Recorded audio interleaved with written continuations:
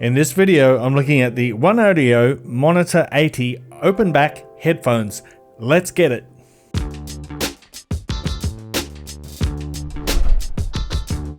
What's cracking, audio fans? It's David here from Prime Audio Reviews.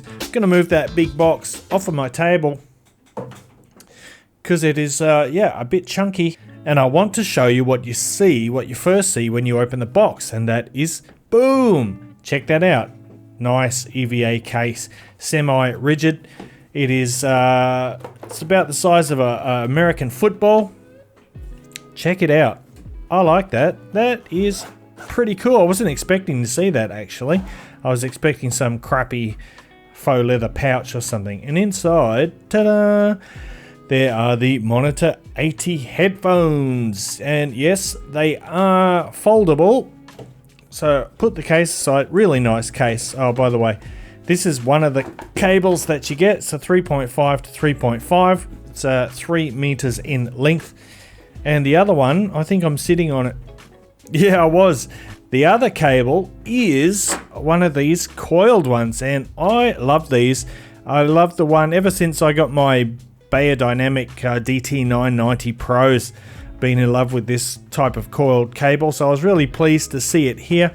You might notice that it's 3.5 mil on one end and 6.35 on the other, and there's a good reason for that, which I'll get to in a minute. But first of all, let's have a quick look at these. So your earpads rotate 180 degrees in both directions like that. So very nice. I love to see that. The headphones are made of plastic. They're very lightweight, and when you first sort of pick them up, they feel kind of cheap. But, you know, as I've spent more and more time with them, I've grown to really appreciate them, not only for the build, but also the sound. I'll get to that as well. But they're actually built they're very sturdy and they're very robust. I've actually been using these on the daily as one of my main daily drivers for like a month now. So I've been using these every day. I've not treated them gently, just normal like I do, pretty rough that is. And yeah, they've stood up to the test really well. There's not much noise when you move them about. Certainly when they're on my head, I don't hear any noises. I don't hear any creaks or rattles or anything like that. So although they are plastic, it feels like a good strong plastic. Everything is put together nicely, and in terms of comfort, these are great. They're very, very comfortable. They've got these big velour ear pads. There's plenty of room inside there for my large ears, and my ears don't even touch the inside there, and they are super comfortable. I've worn these for up to like 4 or 5 hours non-stop. You wouldn't even know they're there, really. And because they're open back as well, your ears don't get too hot. There's some nice padding on the underside of the headband as well. Here is your adjustment sliders. So overall, the build is pretty nice, even if it doesn't feel all that premium. But enough with all that. Let me tell you about, first of all, these here and why there are 2 different headphone jacks on the bottom here. So imagine that you want to use these headphones with a DAP, for example. I wouldn't recommend using them with a phone. They need a bit more power than that. They are 250 ohm, so you need a bit of amplification. But just say you wanted to plug them into your DAP or a desktop DAC or something, and you've only got a 3.5 mil jack available. Not a worry in the world. That goes right in there. It would if I had a third hand. Then imagine if you've got, like I do at the moment, the topping, I always get these two mixed up, L30 Mark II headphone amplifier on your desktop, which only has a 6.35 mil jack on it. So all you have to do is you remove this one from here, you insert the 3.5, and then you can plug this one directly into the topping. Man, it is such a cool idea. It is absolutely genius. Now there's one other feature that I want to cover before we get into the sound. That is the share port technology. So effectively what it means, you can get another set of headphones and you can plug them into the spare jack on the OneOdio, and then your friend can listen to the same music that you're listening to. How about that? That is pretty neat. But come on, Dave, get on with it, you say. Get into how they sound. So let me unplug that cable so I can have a bit more freedom of movement over here while we talk about how these sound. Now, these have been tuned, well, they're kind of marketed as a professional tool, like for mixing audio, recording audio, DJ work, etc. So they have a fairly flat frequency or sound signature, and some people might think it will sound analytical or harsh or cold or something, and that is far from the truth. In fact, these have a very warm sound, a very warm, inviting sound, but it is very linear from bottom to top, and it is quite flat, which is exactly what you want when you are working with audio.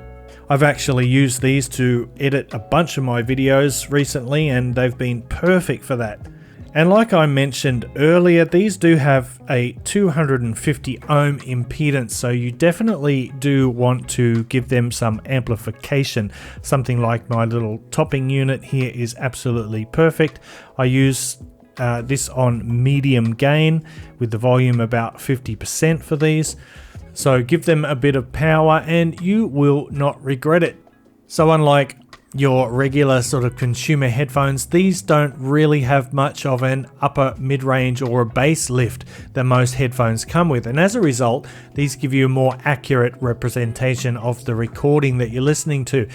Now, because of their warm sound signature, the Monitor 80 is extremely easygoing on your ears. However, what makes these remarkable is the level of transparency and detail that they have despite that warm presentation.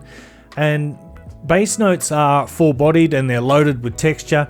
There are no unwanted resonances bouncing around inside the shells thanks to those open backs. So the bass doesn't sound congested or bloated, it's allowed to sort of float off into space. Sub-bass notes have really nice extension, but they're not emphasized. So the Monitor 80, it won't rattle your skull like a real bass heavy headphone, but you will be able to hear every bass note clearly and without distortion. The mid bass is punchy and fast, it's meaty and yet tight, so you kind of get the best of both worlds in that regard. The mid range is a real joy to listen to. Vocals really come to life. They're forward and lifelike in their presentation. There's no shoutiness in the upper mids, thanks again to that flat tuning. At the same time, there's more than enough vocal presence for both male and female vocals.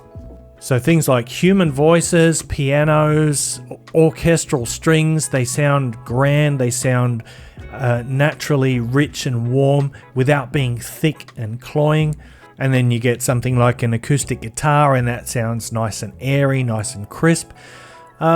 But let's talk about the treble real quick, and the Monitor 80's treble sounds somewhat laid back and slightly dampened. And while it doesn't make for the most exciting highs, it's definitely a good thing to avoid listening fatigue, like especially if you're listening to these for long sessions when you're working or whatnot, or just enjoying yourself.